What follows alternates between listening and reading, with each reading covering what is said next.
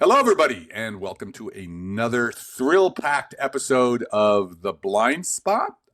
Today, it's just Marcelo and I, and we are going to talk about aliens, because everybody loves aliens. So both Marcelo and I have done a lot of work in astrobiology, the study of life in the universe. And so this is going to be kind of an open-ended, freewheeling conversation about just kind of the stuff that's going on in the news when it comes to life in the universe. And we'll talk, if we get to it, a little bit about UFOs and UAPs and that kind of stuff.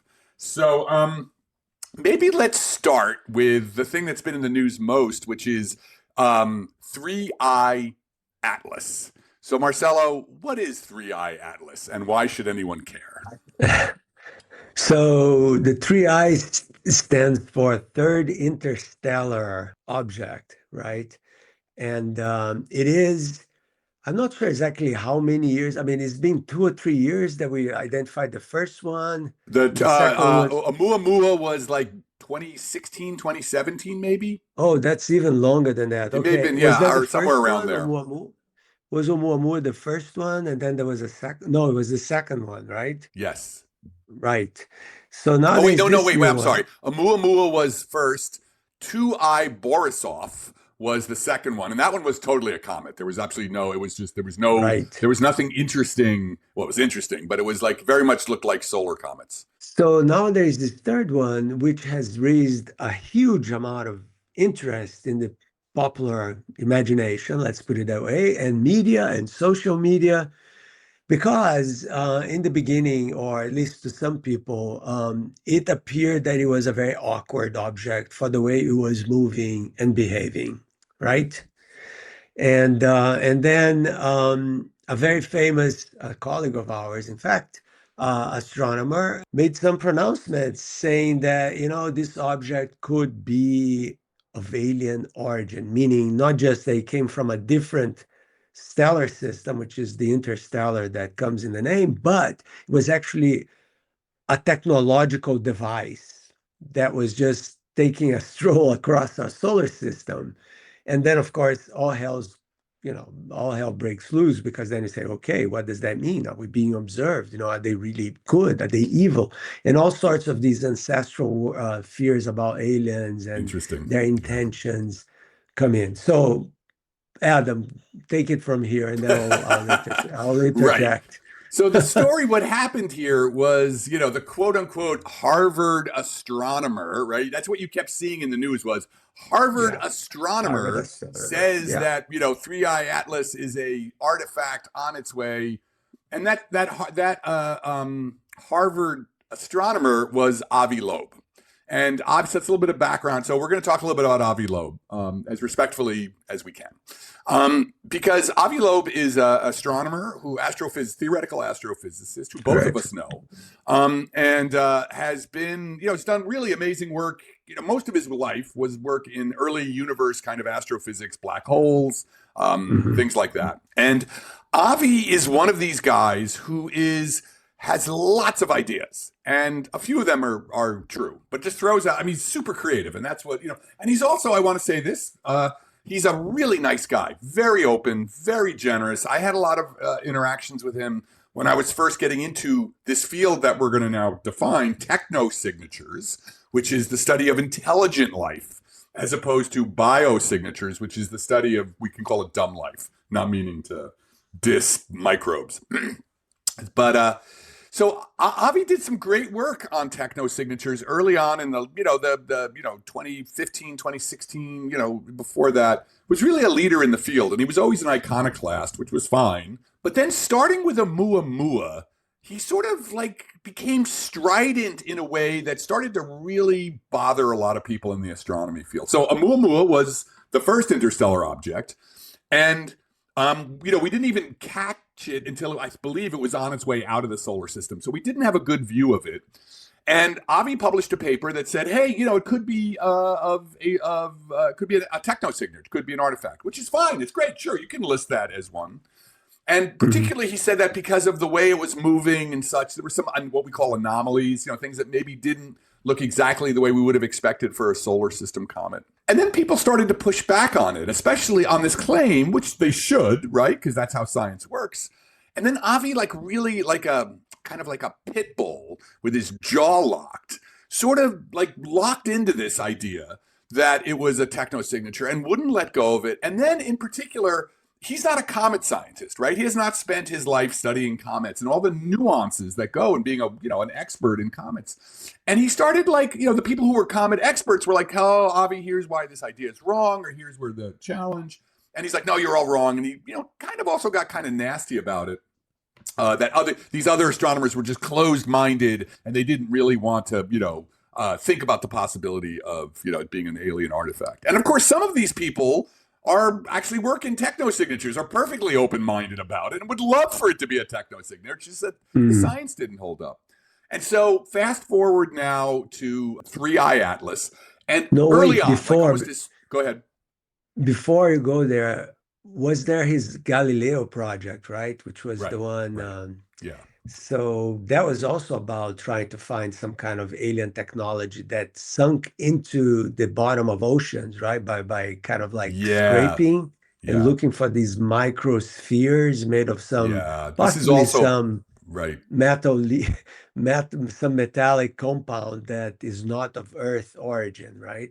And there was some confusion about that and some As arrogance well, and pushback. right. The people who Yeah. study those things, these microsphericals. So the ocean bottom is full of these little microsphericals. They come from everything from meteorites, because their claim was that there was a meteorite that was tracked by the military. Actually, nobody ever actually saw the actual data for the detailed data, but the military said there was the claim that this meteorite was of interstellar origin, which is very possible. There probably are interstellar meteorites, which meaning meteors, rocks that have come from another solar system. And Avi went to, using this Galileo project that he founded, which again, I think the Galileo project, if it's done right, is a great idea. It's also about UAPs. It's about the idea of doing UAP studies, a UFO UAP studies scientifically. But the question is just, as we'll see, the problem for Professor Loeb is that he's so burned his scientific credibility with the stances that he's taken that it's very hard for most scientists to believe that he's going to be an honest broker when it comes to the results. And we'll get to sort of how the 3I Atlas sort of shows why this is true. So actually what's interesting is we're having a discussion about how science goes about its business. What happens when someone takes a position that is not standard or whatever, is outside, and how science is to evaluate that, because this is actually so controversial. So let's leave the microspherical stuff, out for right now. Because really, if we want to talk about burning your scientific reputation, what Avi started doing was, with 3I Atlas, was he has a blog or whatever, a Medium page. And he started saying things on the Medium page, making these claims about how anomalous 3I Atlas was. That, he said these things are very public, right? He's saying it in public. He's a Harvard astronomer, and he's saying this in public, but it's not in the scientific literature. So you can say anything you want in the, on your blog. We can say anything we want here. We can say anything we want on our, on our personal blog pages. But it gets picked up by the media as like, oh, an astronomer said it. And he was saying things that other astronomers were like, that Avi, that is just so wrong, like demonstrably wrong. So a colleague of ours, Jason Wright, who I consider to be the tip of the spear of SETI, modern SETI, published a bunch of things on his blog showing like case by case where these claims that Avi was making in his Medium stuff were just demonstrably wrong. And it really got to the point where it became a joke. Like, Avi, to be lobed, almost starts to become a meme. And at one point, in that, Loeb proposed with a couple of other collaborators a scale, the Loeb scale, for how much an interstellar visitor like this would be, weird. And here's the thing: if you come up with a scale, it's usually you don't back. If somebody else loves it enough, if people use it, they might name it after you in honor of the work. But nobody names a scale after themselves. So it was just this kind of stuff that So just to wrap this up, is that, So wait, let me ask you something, Adam. Was that scale actually the name of the scale? Was that published on a referee journal with I that think name? actually they did. I'm not really sure whether it's been published or not. I do believe they actually did submit a paper. So it may be on the archive that The they're archives is attempting to have the different. lobe scale. Which, proposing a scale like that is fine. It's just kind of Hmm. weird, and it speaks to, I think, one of the many things that's driving people crazy about Avi Loeb is that you call it the Yeah. Loeb scale, right? I mean, but the more Yeah. important thing, which we should address here, is that the Hmm. reason why people are upset, particularly like comet physicists, people Hmm. who've studied comets in and out, is these mistakes that he's making, which they feel doesn't own up to. Like, Hmm. he'll make these claims about what's anomalous, in Three Eye Atlas. And of course, for astronomers, anomalous can just mean like, oh, it's different from, Hmm. solar comets, which is fine. It's Hmm. not from the sun. You want there to be differences because you're going to learn something. But I Yeah. think that's really the thing, and then not owning up to it is really where you start to burn your credibility. It's fine to be speculative. It's fine to be wrong. It's great to be wrong, but you have to come out and be like, "Wow, I was totally wrong," and I Right. learned from being Yeah. wrong. And that's, I think, where Avi Loeb, his credibility in the scientific community, especially among, in this subfield, has sort of really, Hmm. been driven into the ground.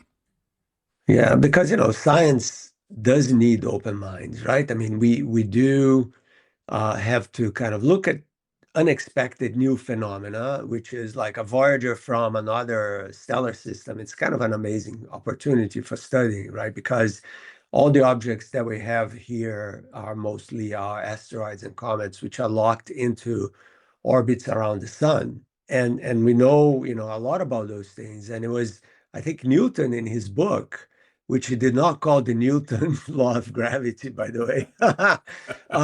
In his book, he said, look, comets can have different kinds of orbits. They can have closed orbits, meaning they're periodic, they can come back. And in fact, one of his famous predictions was Halley's Comet having a 76-year orbit, so that every 76 years, you see it again. So that's a closed one. So it's basically locked into the gravitational orbit of the sun. But then you can also have comets that are not locked, meaning they just come from outside and they have enough velocity to escape the grip, so to speak, of the sun, right? And those interstellar objects, clearly first of all, they escape the grip of their sun so that they could be outside, which is okay because our solar system is also spitting out, I imagine, a bunch of comets into other stellar systems. So there may be an alien intelligence out there saying, God damn, those, guys from perhaps the sun and those planets, what do they want with us? No, no, no, wait a second. The data is telling us something, which is okay. And because this is new stuff, right? And meaning it's not like we have a huge statistical sample of interstellar objects. It is okay to kind of be puzzled and okay to kind of look at so-called anomalous behavior, meaning anomalous in what sense? Well, they do not behave like anything around here. But from that to not just speculate, but kind of affirm and state that no, no, the only possible solution is that these things are constructed or built by some alien technological civilization is an enormous jump, of everything, right? I mean, it wasn't Carl Sagan's phrase, but he used to say that, extraordinary claims require extraordinary evidence.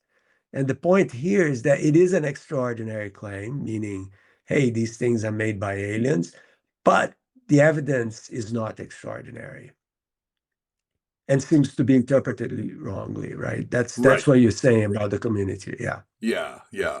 And and one of the frustrating things for people is that, Three Eye Atlas is super cool, right? This is an alien. It's an alien rock or an alien comet or an alien asteroid that came from another solar system, was born when the planets in that alien solar system were born billions of years ago, and has since traveled for who knows how many hundreds of millions or billions of years through interstellar space.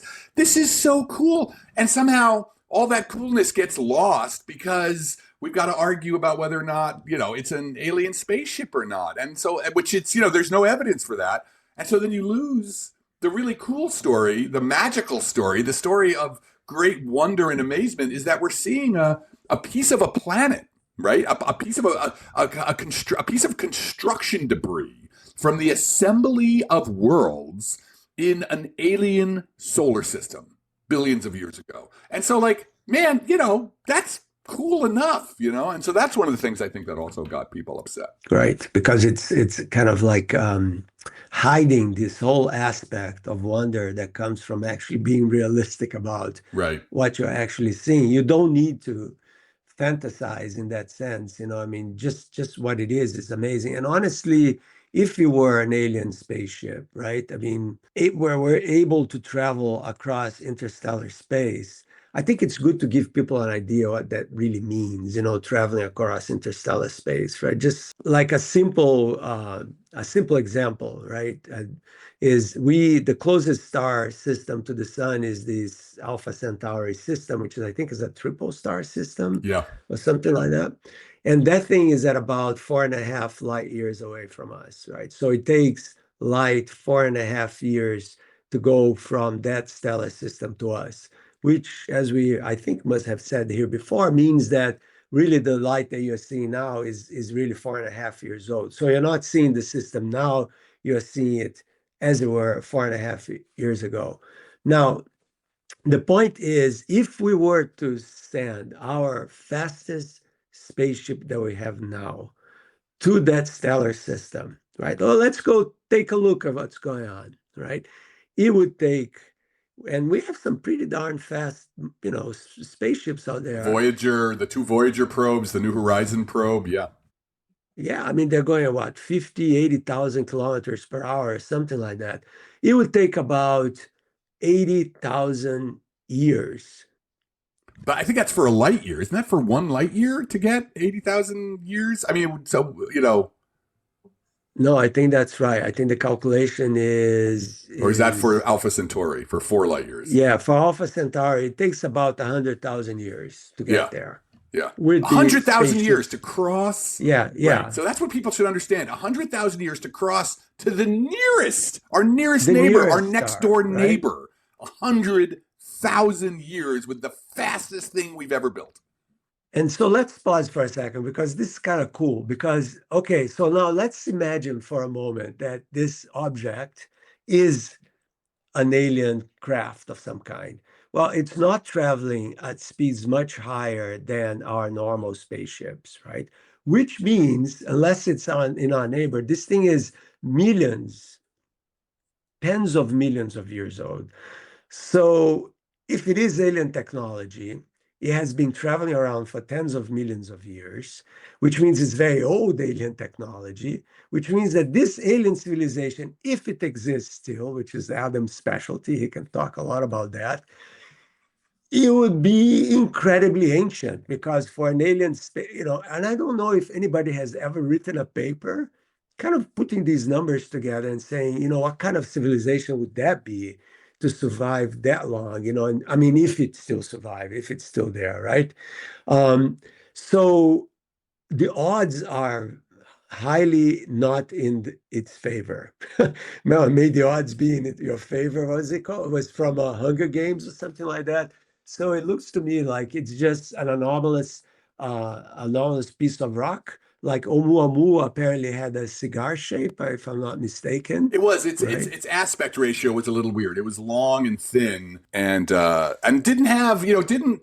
It looked like, and that was the thing. It didn't look like comets. It didn't look like we would expect for a comet from the solar system. But the other things they could tell about it, there were lots of plausible scientific explanations. Like it was actually a chunk of ice, of nitrogen ice, which would explain a bunch of whole other things. So it was kind of a new phenomenon, but there was nothing about it that, really that would have pointed that it's an alien artifact. But the thing about Oumuamua was, we just caught it as it was heading out. We've been able to watch 3i Atlas all the way in as it came from its approach. That's our technology is getting better. Its approach, it heads towards the sun, it heats up. Now it's heading away from the sun. And It looks like a comet. It's got some anomalies, some really interesting anomalies about its chemical abundances and such, but it totally looks like it's behaving like you'd expect. It's got a coma, a big ball of gas around it as it melts, as the ice of the comet melts. So, now that this is one that we've been able, and same thing with Borisov, we've been able to see it in great detail. They look like comets. Maybe some interesting things, but it's totally a comet. So, all right, well, having done that, so that's 3I Atlas, everybody. 3I Atlas is a really cool, interesting interstellar comet. But let's move on to this let's actually talk about alien civilizations for a while. Let's talk about some of the stuff that goes into that. I do a lot of work. I was I still am the grant still operative. No, not much for much longer though. I was the principal investigator for NASA's first grant to study exoplanetary technosignatures. And what that means is our group, what we've done is we've tried to, because we can now see planets orbiting other stars, ask what kinds of things, if we look at the planet, which we can do, what kinds of signatures might we see of a intelligent civilization on that planet? And it's important to understand how different this is from traditional SETI. Traditional SETI was really just, you have radio telescopes, you point it at a star, you don't know whether there's a planet or not, and you hope that somebody's sending you a beacon, like somebody's sending you a message, right? That's the traditional way SETI was done. But with the discovery of exoplanets in 1995, now we know exactly where to look. We know which systems have planets. We know which planets are in what we call the habitable zone, where you could have liquid water on the surface, which we think is necessary for life. So the whole game, I don't even call it SETI anymore. I call it techno signatures. But this raises an interesting question, for us to discuss, which is like civilizations, right? Like, what might an alien civilization be like? How can we so here's a question, Marcel, I'd be interested in seeing, to what degree can we use human history, which is the only civilization we know of, or only technological species we know of, to what degree can we use anything that's happened to us as a prototype, as an archetype, as a guide for what might happen with other civilizations? Yeah, that's a real tough one because we have statistics of n equals 1, right? We have no clue, right, about any kind of other life out there. And so most of what we tend to do is to look at life as we know it, right? Even though apparently there is a NASA lab now, which is about life as we don't know it, like trying to speculate about different kinds of chemistries that would possibly lead to life and what would that mean. But life as we know it, I mean, you just have to look at Avatar, look at any kind of alien movie. It always has this kind of bilateral symmetry, right? And eyes mostly. And so it's got in a mouth. And, that's very much like a bunch of more complex animals look here on Earth. Is that sort of a universal biological design principle? We have no idea. Evolutionarily, does make sense. Some of the stuff that we see here makes sense, but we have nowhere to start. The other thing is, in order, and this is something that I find kind of interesting, Adam, is that in order to have surface level technology, this alien species must have dexterity in their hands, maybe, because they need to hold tools, right? I mean, you got to evolve technology from somewhere. At least if we look at our history, right? Homo habilis, right? Like 2 million years ago, with like piece of bone, hitting the head of another one and doing whatever, making eventually some goes and say, oh, there's a hole, I'm going to, blow air, and there's a flute or whatever. But the point is, without that, it becomes incredibly difficult to hold on to stuff. And look, I mean, we are the only species on Earth that can actually, apart from birds that have, that things, that can actually hold on to things because we have this opposing thumb that helps a lot. So what are the fundamental principles of biological design to allow an intelligence to, first of all, develop, and then second of all, develop technology, right? So I think the starting point for the technosignature is that we will assume that they can do it. And then we're going to say, okay, what we can look for that will actually confirm that suspicion, right? And I think that's how you map things. You don't speculate about, okay, what is the biological design? Do they all have opposing thumbs? Do they have two eyes? What is it, three or four or a million? But then you think, what about spiders? Spiders can build webs and they don't have opposing thumbs. They have a Octopus. What about octopus? Like totally different. octopus. They're intelligent. They use tools. Yeah. Octopus use tools, but Yeah. totally different kind of intelligence, right? But they hold things, so they have tentacles that Right. may be a way of holding stuff. Yeah, that could be a way of holding Maybe, things. Yeah. right? So tentacles and spider webbing and, maybe the claws of certain birds and stuff. Yeah, because corvids, crows are tool using, very smart, And there's also collective building techniques, right? Like you see an ant house or a Yeah. beehive, right? Those things are built without any kind of thumbs whatsoever, but they are a group effort, and they allow, to this thing to emerge, this complex structure to emerge out of that. That's a great point. That's a great point. That, like, right, ants don't have opposable thumbs, but because they work as teams, they can kind of assemble like a version of an opposable thumb as a collective to, put things in place. Yeah, collective intelligence, super freaky. It's kind of a cool idea, right? If you go to the beach and, oh, I'm going to make, an ant house. So you go and you go like this with your hands, Well, the ants don't do that, but they put a ton of ants there, each one taking a little bit of stuff, and they somehow self-organize to create this structure, and there's tunnels, and it gets very complex. And the same with a bunch of burrowing mammals, right? That create little homes underground. But that's different from manipulating materials and changing them into something they are Right. not. Metallurgy, yeah. Yes. Yeah. That's where life gets a little interesting. Let me just ask this. So, but let's just go back for a second to this question. So, before we get to technosignatures, let's actually ask about biosignatures, about life in general. So this balance with evolution, between contingency, which is accidents, and convergence, which is like sort of physics and chemistry, right? So there's this argument in astrobiology about which matters more. So the great biogeochemist or biologist Stephen Gould said that if you went back in time, rewound the tape of history for the Earth, and started again with like the first cells, that there would be not a single identical species to what we have now. It's just like there were so many accidents that went into forming the life that we have now that you wouldn't have anything different. So what do you think is the balance between sort of, so let me just frame it a little bit more, just one more second. So like, you can imagine that, if your problem that evolution gives you is you've got to walk along a hard surface, right? You've got ground and air. So you've got to walk along a hard surface. Sure, there will be jointed sticks, like evolution will come up with jointed sticks. But it doesn't say how many joints. Could be 20 joints, or it could be wheels. But so what do you think is like this balance between contingency and convergence? I think it's Conway Morris says, oh, the human form it totally makes sense. Everything's going to be the human form.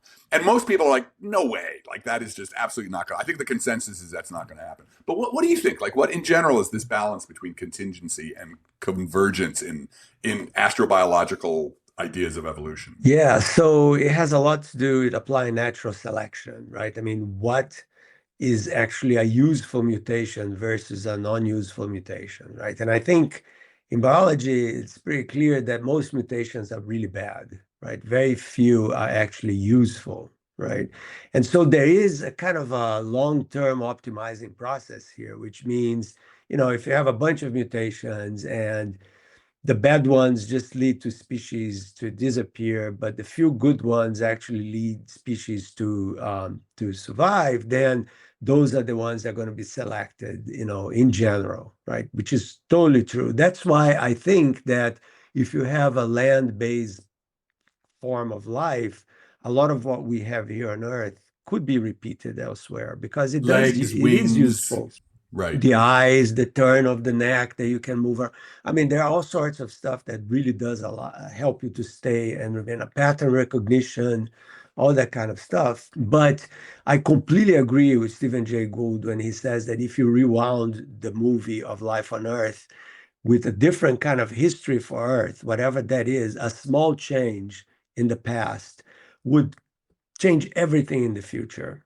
And I always say that if, the obvious example is always the dinosaurs, right? If the dinosaurs had not been extinct by that 65 million year ago, collision with an asteroid, and we wouldn't be here because the mammals would not have evolved the way they did and all this survival. And so that is just remarkable. So I think that kind of contingency is kind of humbling, right? Because you say, damn, so life, the way we're here is really, there's no big plan. So what Conway Morris would say is that, well, there is no big plan, but there is this long-term optimization process in which the best stuff wins, in a sense of, be it because you can see your predators better, because you can collaborate with others better, which is the example of a lot of species, maybe ours too. It's not looking at so least well right some of now. us.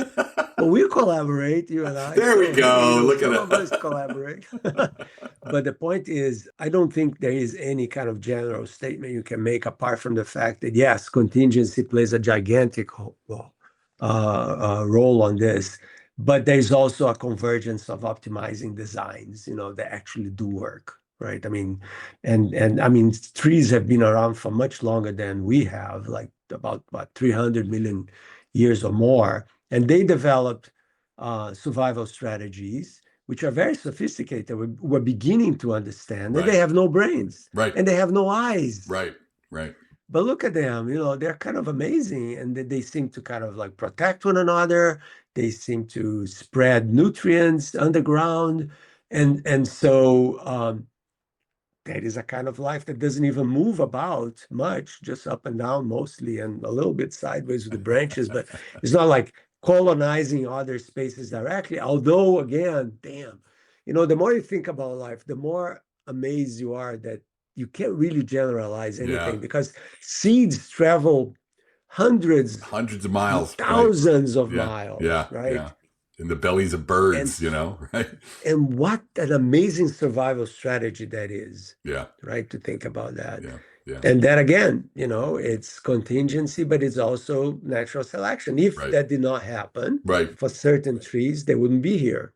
Listeners, this is a thing to really ponder, this idea of the balance between contingency and convergence. And it's also, though, why particularly, I end up engaging a lot with UFO and UAP people. And one of the things I'm always emphasizing is, this, especially the hardcore people with the grays, as they call them, the little green men, the little gray men, they got the triangular shaped head and the long spindly. And, this is such a narrative in UFOlogy, people who are really into it. And I'm like, dude, that is really unlikely. What a surprise. These aliens look kind of like us, pretty much, only like slightly weird. It's like, that is, it's really hard to argue that that's going to happen. You got to really have a very particular kind of version of a theory of evolution, which most evolutionary biologists would not ascribe to, from what we know. That's not going to happen. You're not going to have UFOs visiting with humanoid creatures. It's quite possible that, and quite likely, we're the only humanoids in the entire universe.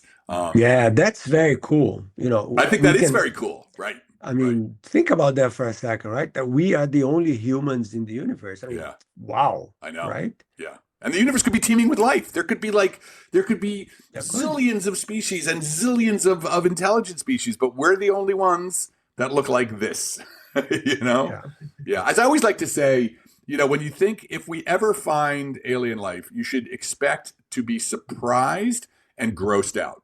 Those are the two things I would expect. Don't expect them to be like little triangular shaped heads, things that just look like us, but with a slightly different, with, as I used to, like in Star Trek, forehead prosthesis. Like there's always, Star Trek always, it was a human, but it had something on the forehead, a ridge or something like. No, that's probably not what's happening. But let's go back now to this idea of, because this is something I've been thinking a lot about, the run of a civilization, right? Because as you were saying, like the civilizations, this is really interesting. If you look at the Drake equation, and we will not go into what the Drake equation is in great detail here, but the Drake equation simply is a way of articulating what you know and what you don't know about life in the universe. The end result is how many civilizations. The end result of the Drake equation is how many civilizations like us, technological civilizations, are out there. Now, in order for there to be lots out there, in order for there to be, hundreds of millions or billions, the most important factor in the Drake equation is the last one, which is L, the longevity, the average longevity of a civilization, right?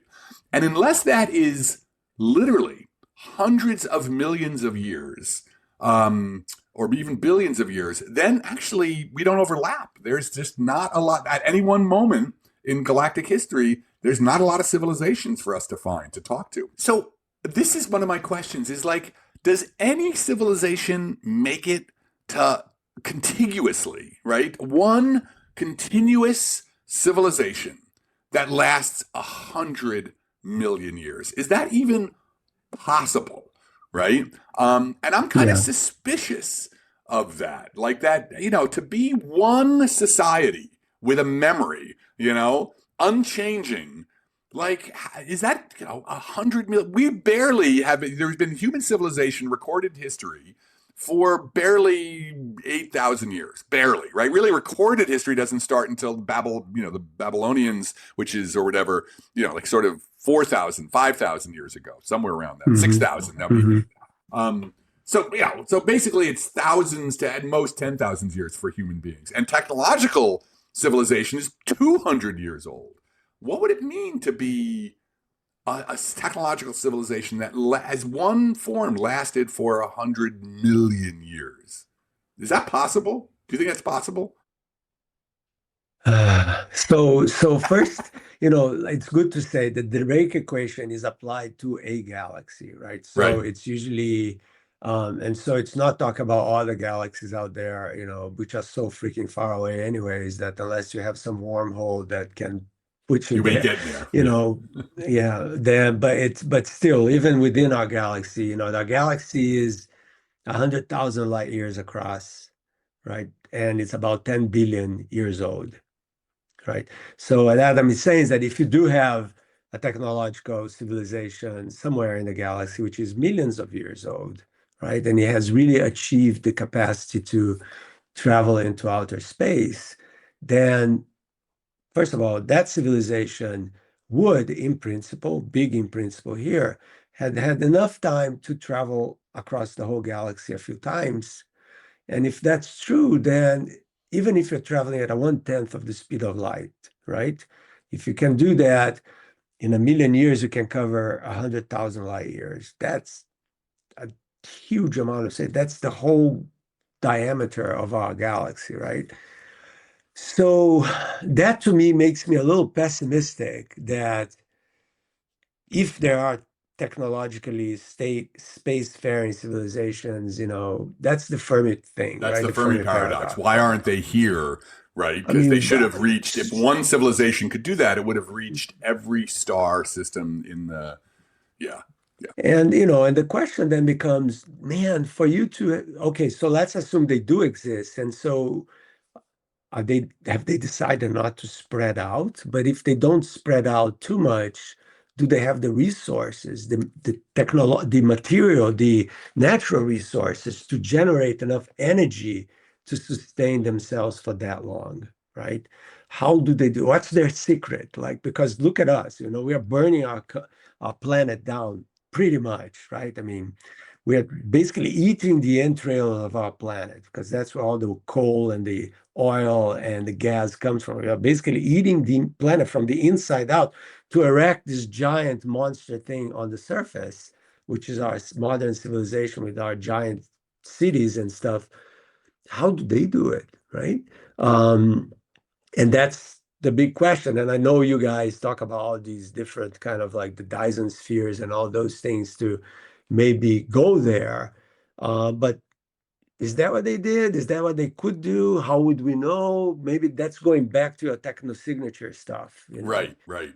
Yeah, well, I think all of those ideas, so there are these classic ideas in SETI, which is a really interesting thing. If you look at the history of SETI, it was like, some of the foundational ideas like the Fermi paradox and like Dyson spheres, which are this idea of like you construct, in order to get, maximum energy from your star, you construct kind of a sphere or at least a spherical arrangement of satellites, megastructures to collect energy. And then there's like the Kardashev scale, which is this scale for how civilizations evolve in terms of their use of energy. These ideas were all laid down in the sort of the 60s, really, and early 70s. And they were all laid down by a bunch of white guys, who read a lot of science fiction. So it was a very particular kind of narrow view of what the future should look like. And for example, it did not, nobody took into account that the biosphere is not going to let you just do whatever you want to do, right? So the whole idea of like a type 1 civilization, a Kardashev type 1 civilization, which harvests all the energy that falls on the planet, right? This is a classic idea in SETI that, when will we become a type 1 civilization? Well, it turns out that, if you're the biosphere actually has a say. You can't just collect all the energy that falls on the earth and put it to work building a civilization because of the second law of thermodynamics, which says some of that's going to turn into waste. And some of that that waste is going to mess with the biosphere. So the biosphere will wipe you out, as we're seeing, with climate change. The biosphere will respond long before you ever get to a type 1. So a lot of these classic ideas from that, early era of SETI, I mean, there's nothing wrong with those ideas, but they were just limited in understanding. And I think now, we're trying to develop and that's, I think, the exciting thing about this new era of technosignatures, knowing what we know now, trying to think more broadly about civilizations, their long-term history, the long-term possible trajectories, and how they might evolve. That's really the frontier to get past some of those earlier sort of biases. And that's why I'm asking, like, it's possible that, the Fermi paradox is not a paradox because nobody lasts that long, right? That what you have is civilizations last like 10,000 years and then they fall apart. And then maybe they reconstitute themselves a million years later, maybe with an entirely different species, maybe with the same kind of species, but, and you get these bursts of technological civilizations that then die out. So the idea that you need a one Roman Catholic Church that lasts, a billion years, maybe that's just not possible for a social species to manage because that's evolutionary timescales. You're not the same after a billion years. You're not the same species you started with, and that doesn't even think about genetic engineering, right? So, maybe nobody makes it for long term, and it's lots of short scale civilizations, but still detectable. Because here's the interesting thing: is that a lot of technosignatures will last even while you're gone. The civilization can leave. This is what's different between biosignatures and technosignatures.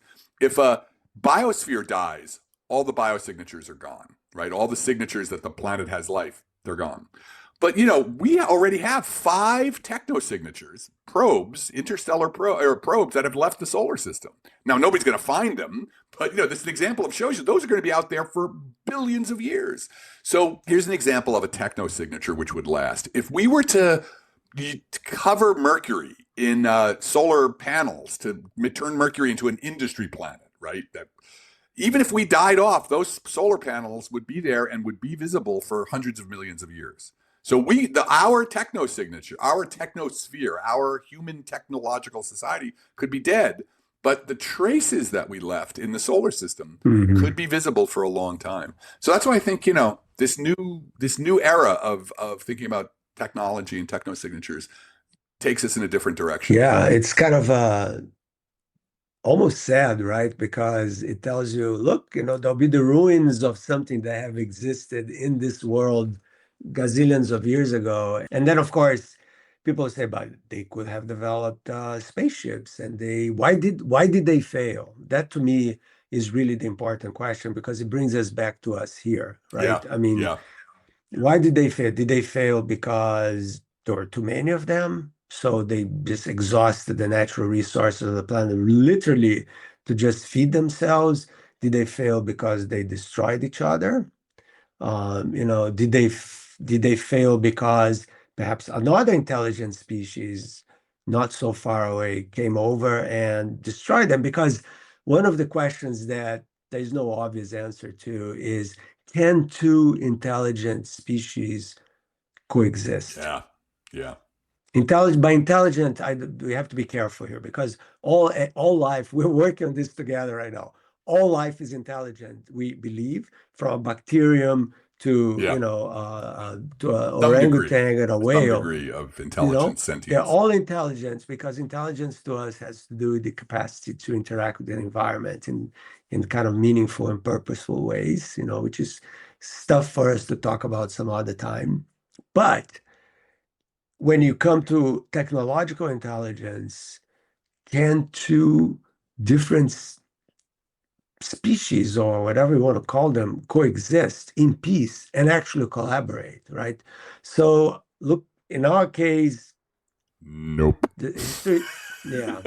I mean, the Neanderthals didn't do very well with us. No, right? everybody's we're the sole survivors of the genus Homo. Yeah, right. I think we're gonna have to close it up here. Also, this was great, right? This was a fun conversation, and it actually there are so many open doors for us to go down. And one note for listeners is we're going to be having a lot more guests in 2026.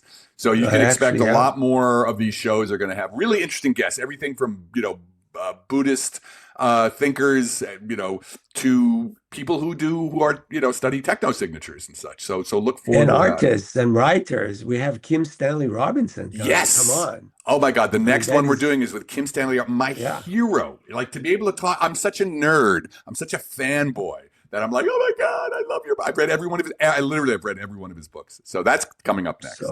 And he's a very serious thinker about the future of civilization. So let's talk to him about that. Which is perfect. Yeah. All right. Anyway, so on that note, thank you everybody for staying with us, and look forward to the next one will be Kim Stanley Robinson. Take care. Be safe. Bye. Take care. Make 2026 a better year already. It's up to us, people. Let's do it.